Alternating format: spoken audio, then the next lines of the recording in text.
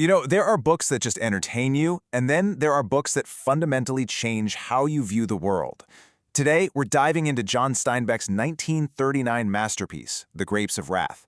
Now, most of us probably know it as this profound historical tragedy about the Dust Bowl, but in this explainer, we're going to look at it through a slightly different lens. We're going to explore this story as a massive spiritual awakening. It's really an exploration of the collective soul behind humanity. It's a story about what happens when people absolutely refuse to break, no matter how hard the world tries to break them. Now, what's really interesting about this slide is that at the center of this whole idea is a single realization by the character Jim Casey. Casey is this former preacher who actually abandons traditional religion because he discovers something deeper, right? He discovers the essential unity of all mankind. He realizes that we're all deeply, inextricably connected. There is no isolated individual soul. There's only a piece of one massive shared human soul. And this idea, this is the pulsing heartbeat of Steinbeck's entire novel. It's the philosophical anchor that takes a simple story about a road trip and transforms it into an epic about human survival.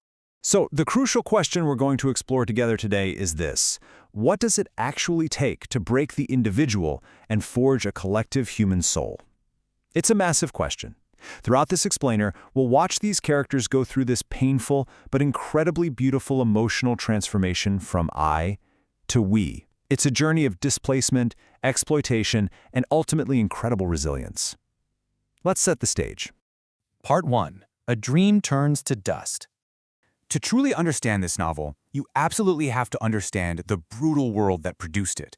The 1930s Great Depression completely shattered the traditional American dream. Just to put it into perspective, by 1933, a staggering 25% of the American workforce was unemployed. At that same time, 40% of the working population were farmers. And for those farmers out on the Great Plains, the Great Depression was honestly only half the nightmare. Years of overcultivation and poor land management collided with a severe drought to create the Dust Bowl. The fertile topsoil literally turned into these massive clouds of dust that just blotted out the sun. The crops failed. The very land itself died. Families who had staked their entire lives on the American dream suddenly found themselves buried in dust, distraught, and entirely displaced. And when the land died, the banks and the massive corporations moved in. Steinbeck described the corporate tractors as a rudeness monster cutting across the land. These machines became this terrifying symbol of a destroyed way of life. Tenant farmers who had worked that exact land for generations were abruptly evicted. Their homes were literally bulldozed, and their generational livelihoods were erased in a single afternoon. It just didn't matter that their grandfathers had settled the area. The land belonged to the banks now. And this destruction triggered a massive exodus. Think about this number for a second. Over 1 million desperate migrants journeyed to California in the 1930s. About a third of them, so hundreds of thousands of people, packed whatever they could possibly carry into these rickety jalopies and headed west on Route 66. They were chasing handbills that promised abundant jobs out in California. They were contemptuously called Okies. They were the dispossessed and the forgotten, and Steinbeck was absolutely determined to document their desperate exodus. Moving on to Part 2, The Joads on the Road. Steinbeck grounds this huge historical migration in just one family. We follow Tom Joad, an ex-con who returns home to find his farm abandoned and ends up joining his sprawling, diverse family on the road west. We've got Ma Joad, who is the steadfast citadel holding them all together. We have Pa Joad, a good man who increasingly has to rely on her strength. We've got Grandpa and Grandma, who represent the older generation, physically and spiritually tied to the land they left. There's Rose of Sharon, Tom's pregnant sister, who actually starts out quite impractical and romantic. And of course, Jim Casey, the former preacher. At the start of this journey, this group represents isolated individual units. They are bound by blood, sure, but ultimately they're just a family trying to survive on their own. They are the ultimate I. But man, the road is unforgiving, and the devastating toll of the journey quickly strips them down. Grandpa has to be drugged just to get him to leave the farm, and once he's removed from his natural element, he dies almost immediately. Noah, the oldest son, just deserts them. Grandma dies right as they reach the California border, and Rose of Sharon's husband, Connie, simply abandons her. They even have to leave sick friends, the Wilsons, behind on the side of the road. It becomes glaringly obvious pretty fast that individual strength alone cannot survive this journey. The family unit is fracturing. Which brings us to Part 3, Discovering the Collective Soul. When the Joads finally arrive in California, they're expecting the promised land, right? But instead, they walk straight into a nightmare of exploitation. And it's here that a massive psychological shift takes place. See, they left Oklahoma chasing the old American dream. Individual wealth, getting ahead, personal success. But in California, advertisements for 800 jobs were drawing 20,000 desperate, starving people.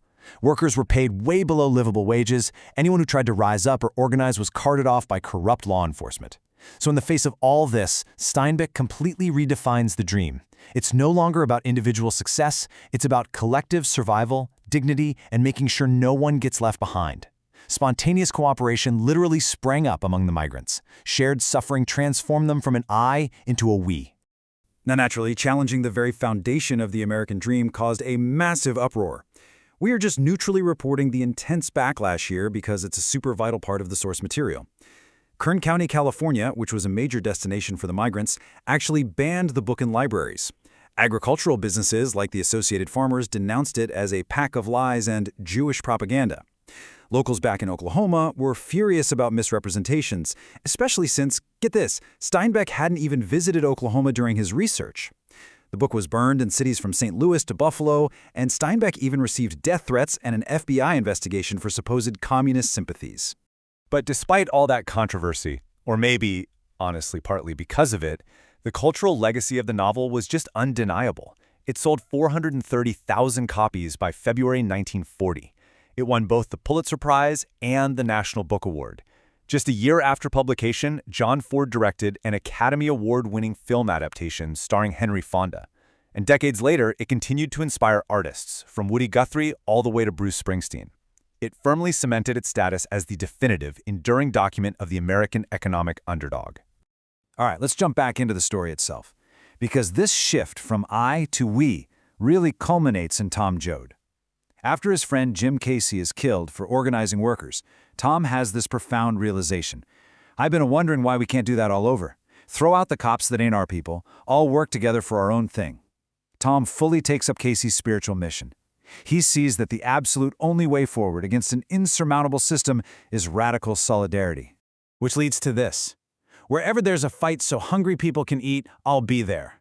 I'll be in the way guys yell when they're mad. Think about it. Tom Joad starts this story as an isolated individualist, an ex-con who killed a man in a bar fight just looking out for himself. By the end, he is basically a ghost in the night, a collective actor, fighting for the rights and dignity of all people. He entirely embodies the collective human soul that Casey was preaching about. Part 4. A Radical Act of Hope. Okay, I want to lower the energy here for a second, because this final scene is shocking, but it is deeply, deeply moving. Try to set the stage in your mind. The Joads have lost absolutely everything. The promise of California was a complete lie. They are trapped in a boxcar, flooded out by relentless rain, and they are starving. Rose of Sharon's baby has just been stillborn. It is the bleakest, most hopeless test of their humanity you could possibly imagine. And then, they discover a stranger in the barn with them, a man so starved he can barely even speak. And in this moment of just utter, absolute devastation, Rose of Sharon, who, remember, began this journey as a pretty petulant, somewhat selfish girl, looks at the starving stranger, looks at her mother, and performs an astonishing act of radical generosity. She offers her breast milk, the milk meant for her dead child, to save the dying stranger. It is this tender, profound picture of human connection. It proves, beyond a shadow of a doubt, that even in our darkest moments, the spirit of we can absolutely overcome the selfish forces of I. Which leaves us with this final, really provocative thought. Steinbeck's novel isn't just about a drought in the 1930s. It's a mirror held up to the human race. So I ask you, when everything is taken away, do we retreat into ourselves or do we reach out to others? How are you contributing to the collective human soul today? Take a moment to think about that. Thanks for joining me on this explainer, and I'll catch you on the next one.